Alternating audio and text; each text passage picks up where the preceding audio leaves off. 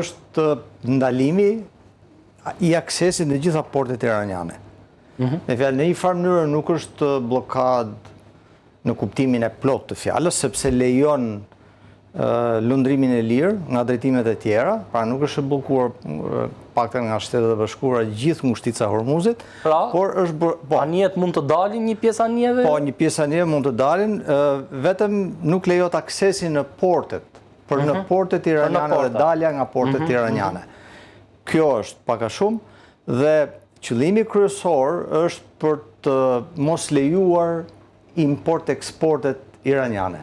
Qoftë këto të naftës, por edhe furnizimet me armatimet të grupeve që janë në rajonin e Gjirit, grupet proxy të Iranit, por dhe të mos marrë Irani dhe materiale ushtarake.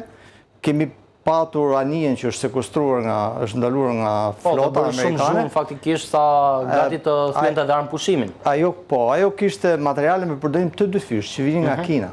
Materialet me përdorim të dyfisht janë materiale në dukje janë për përdorim të përditshëm, por ato me një kombinim mund të kthehen në materiale për përdorim ushtarak.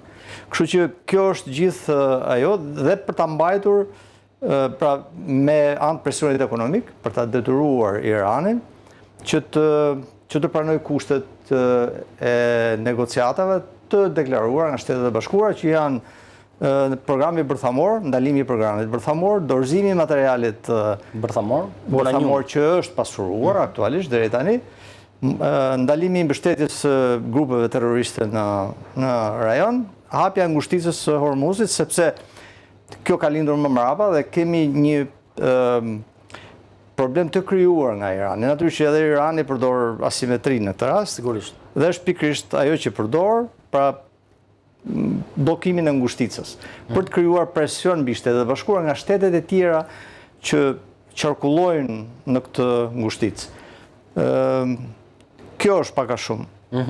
Okej, profesor, blogata që po zbatojnë në Shtetet e Bashkuara kanë mobilizuar aktualisht rreth 10.000 personel ushtarak, të mbështetur nga më shumë se 100 avion ushtarak dhe këta, avionet për zbulimin, për furnizimin e tjerë, dhe në det ka të paktën 17 anije luftarake, mes tyre dhe 3 aeroplan mbajtëse, të cilat janë dislokuar tashmë, nga 2 u bën 3 të dislokuara pikërisht në rajonin e lindjes mesme.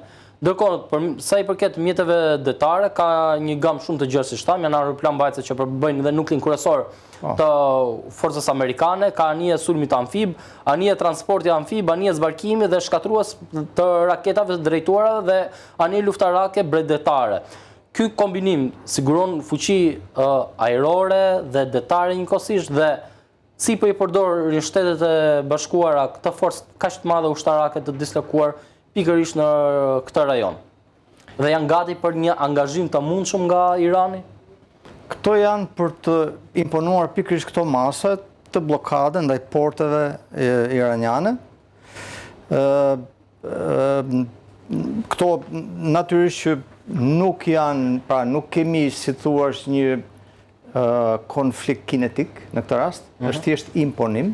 Edhe në negociata është një Shtetet e Bashkuara shkojnë me një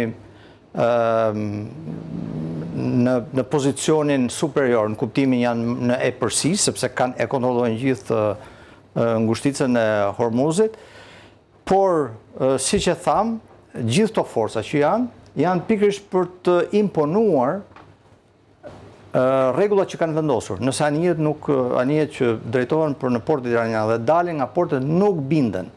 Pra, prandaj janë gjitha këto dhe përdorimi i forcës është proporcional në këto raste gjithmonë. Ndërkohë, presidenti Trump ka dhënë një urdhër ku njofton që çdo anije që minon ngushticën e Hormuzit, por edhe çdo anije e vogël që tenton të dalë, do goditet. Kjo është për anijet ushtarake, unë po flisja për anijet civile, komerciale që hyjnë dhe dalin në portet. Pra, atyre u jepet një sinjal paralajmërim më përpara që nuk duhet të hyni ose të dilni. Dhe nëse ato nuk e zbatojnë, atëherë përdoret forca në mënyrë proporcionale, pra dëmtohen motorët apo bëhet e pa lëvizshme anija deri në Po ashtu siç u veprua dhe me anijet e tjera. Siç u veprua me të tjerë. Në rastin konkret që po flasim, presidentit Trump ka dhënë urdhër, me sa duket Irani ka filluar minimin masiv me anije të vogla në ngushticë për të penguar lëvizjen e fluksin e anijeve tjera, lundrimin e lirë të anijeve tjera që thamë. Kështu që kjo ka të bëjë pikërisht me këtë, me goditjen e këtyre anijeve që shikohen që hedhin mina. Ndërkohë ka dhënë në të njëjtin mesazh, me sa lexova, edhe për pastrimin e minave. Pra ka dhënë një detyrë dragaminave që të bëjnë pastrimin. Përdorin e dragaminave që ka në përbërjet flotës atje për të çminuar zonën.